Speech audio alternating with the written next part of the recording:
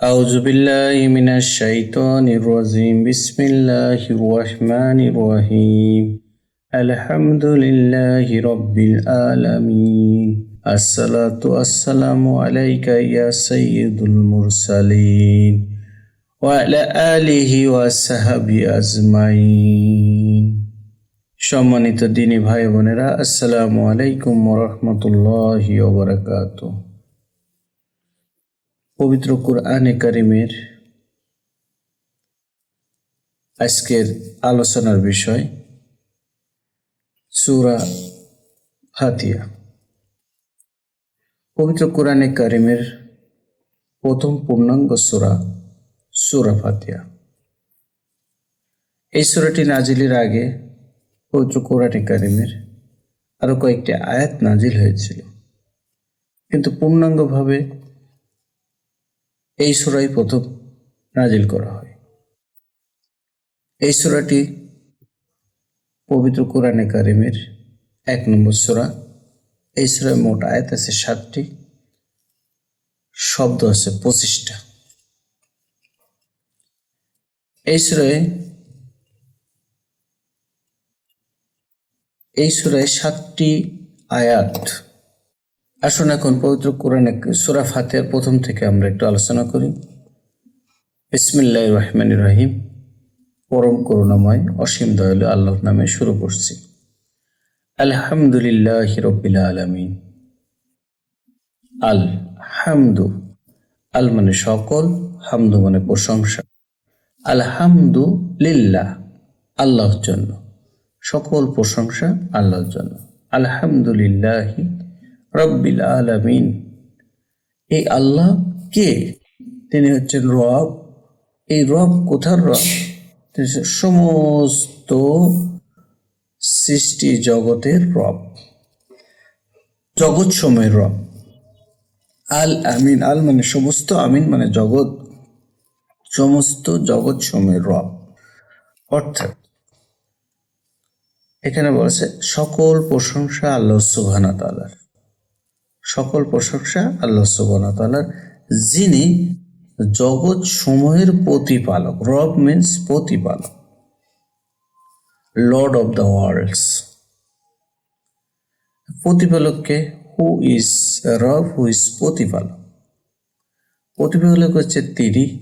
এই জগৎ সত্যি প্রতিপালক হচ্ছে উনি যিনি জগৎ সমূহের যত সৃষ্টি জগতের যত প্রাণীকুল আছে বা অন্য যাই আসুক তাদের লালন পালন করেন যিনি, তিনিই প্রতিপালক।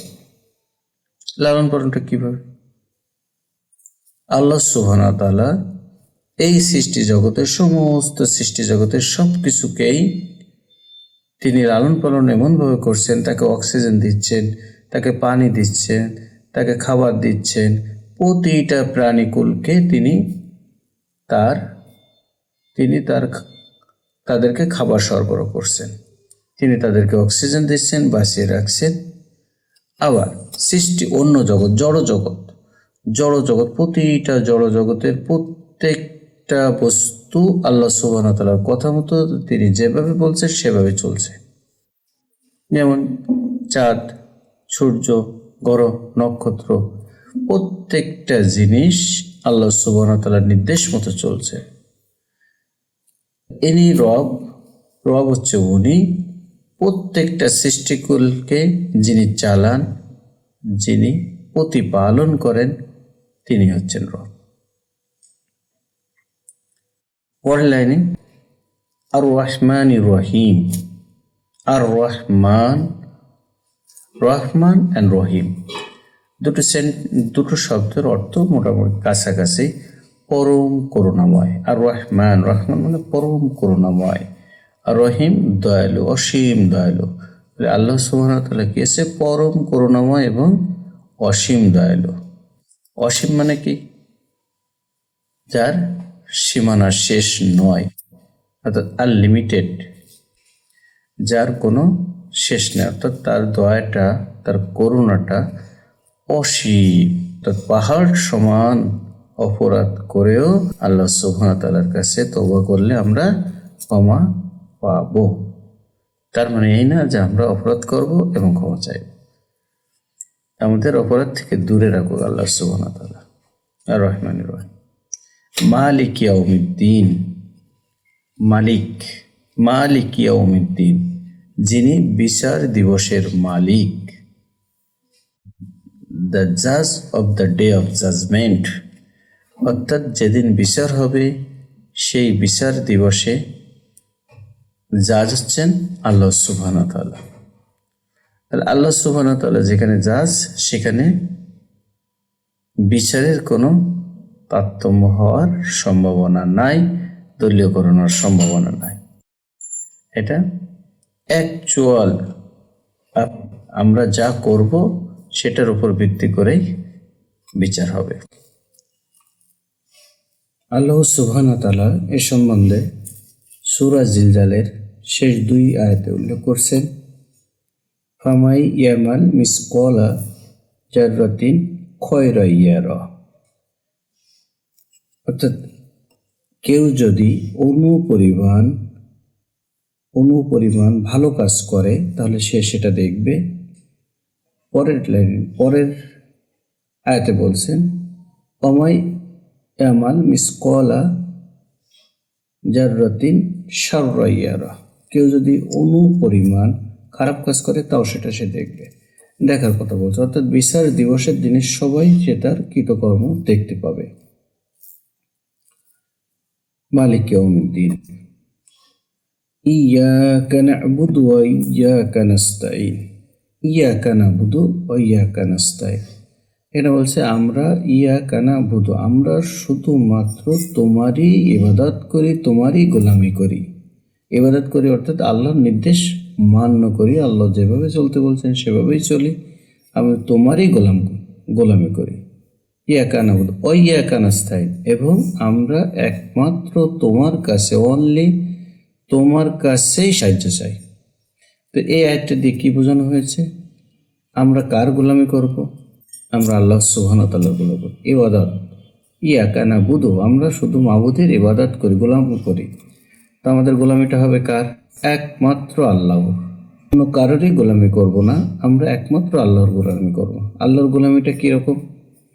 আল্লাহ তার পবিত্র কোরআনের মাধ্যমে আমাদেরকে যেমনভাবে গাইডলাইন্স দিয়েছে, তার কোরআন মাফিক আমাদেরকে যেমনভাবে চলতে বলছেন, আমরা তার নির্দেশ মতো চলব, তার ইবাদত করব যেমনভাবে আমাদেরকে করতে বলছেন। তিনি আমাদেরকে যা যা নিষেধ করছেন আমরা সেগুলো করব না। এই সম্বন্ধে পবিত্র কোরআনে অনেকগুলো আয়াত আছে, কি করতে বলছেন কি করতে বলেনি, আমরা সেগুলো করব, তাহলে তার গোলামি করা হবে। আর আমরা একমাত্র তার কাছে সাহায্য চাইব। কার কাছে? শুধুমাত্র আল্লাহর কাছে। আমরা কোনো বিপদে পড়লে, আমাদের কোনো কিছু দরকার হলে আমরা তার কাছেই সাহায্য চাইব। আল্লাহ সুবহানাহু ওয়া তাআলা সাহায্যের কথাও পবিত্র কোরআনে কারিমে বিভিন্ন আয়াতে বলছেন। তার মধ্যে সূরা বাকারার 153 নম্বর আয়াতে আল্লাহ সুবহানাহু ওয়া তাআলা বলছেন, ইয়া আইয়ুহাল্লাযিনা আমানু ইসতাঈনু বিস-সাবরি ওয়াস-সালাতি ইন্নাল্লাহা মা'আস-সাবিরিন। হে ঈমানদারগণ, তোমরা সালাতের মধ্যে ধৈর্যের সাথে আমার কাছে সাহায্য চাও। কিভাবে বলছে? তোমরা সালাতের মাধ্যমে ধৈর্যের সাথে আমার কাছে সাহায্য চাও। নিশ্চয়ই আল্লাহ ধৈর্যশীলদের সাথে আছেন। তা আল্লাহ যাদের সাথে আছেন তাদের আর কোনো কিছুর ভয় আছে? আমাদেরকে ধৈর্য ধরতে হবে, বিপদে আমাদেরকে ধৈর্য ধরতে হবে, আল্লাহর কাছে সাহায্য চাইতে হবে। আল্লাহর সাহায্য ছাড়া কেউ পার পাইতে পারবে না। আপনি তাৎক্ষণিকভাবে দেখছেন যে অমুক আমার এই কইছে ওই কইছে, না, this help is not help. প্রকৃত হেল্প হচ্ছে একমাত্র আল্লাহ আপনাকে আমাকে করতে পারে। আমাদের সাহায্য শুধুমাত্র আল্লাহর কাছে চাইতে হবে, আর আমাদের গোলামিও করতে হবে শুধুমাত্র আল্লাহর। ইহদিনাস সিরাতাল মুস্তাকিম। হে আল্লাহ, আমরা এবার আল্লাহর কাছে প্রার্থনা করছি, আল্লাহ আমাদেরকে সঠিক পথ দেখাও, strength way, show us the strength way, সঠিক পথ, ইজি পথ, সঠিক পথ। স্ট্রেংথ ওয়ে মানে সোজা পথ, এখানে সঠিক পথটাই আমাদেরকে দেখা। আল্লাহ আমাদেরকে সঠিক পথটা দেখান। সিরাতাল্লাযীনা আনআমতা আলাইহিম, এই সঠিক পথ কোনটা সেটাও আমি বলছি যে আমাদের সঠিক পথ ওইটাই যে পথে যে পথে হিদায়াতপ্রাপ্ত লোকজন গেছে সেই পথটাই। অর্থাৎ যারা ভালো কাজ করেছে, যারা পুরস্কার প্রাপ্তদের অন্তর্ভুক্ত, তারা যে পথে গেছে আমাদেরকে সেই পথ দেখা। গয়রিল মাগদুবি আলাইহিম ওয়ালাদ-দাল্লিন, আমাদেরকে ওই পথ দেখায়ও না, আমাদেরকে ওই পথ দেখিও না যে পথে যারা যারা পথভ্রষ্ট, অভিশপ্ত, যারা সঠিক পথে যায়নি, তুমি আমাদেরকে সেই পথ দেখিও না। পবিত্র কোরআনে কারিমে সূরা ফাতিহা প্রথম সূরা, এই সূরায় আমরা বলছি যে আমরা সকল প্রশংসা আল্লাহ সুবহানাহু ওয়া তাআলার, যিনি সমস্ত সৃষ্টি জগতের রব, যিনি অসীম করুণাময়, পরম দয়ালু, অসীম করুণাময়, যিনি বিচার দিবসের মালিক। আমরা শুধু তোমারই ইবাদত করি, তোমার কাছেই সাহায্য চাই। আমাদেরকে সঠিক পথ দেখাও, সরল পথ দেখাও, সেই পথ দেখাও যে পথে তোমার সকল কাম বান্দারা গিয়েছে। অর্থাৎ যারা সফল হয়েছে, তারা যে পথে গেছে সেই পথ দেখাও, ওই পথ না যে পথে যারা অভিশপ্ত হয়েছে, পথভ্রষ্ট হয়েছে, ওই পথ না। এটাই সূরা ফাতিহার আক্ষরিক অর্থ তর্জমা। সূরা ফাতিহা থেকে আমরা যা শিখলাম তা আমল করার তৌফিক দিক। ওমা তৌফিক ইল্লা বিল্লাহ। আসসালামু আলাইকুম ওয়া রাহমাতুল্লাহি ওয়া বারাকাতুহু।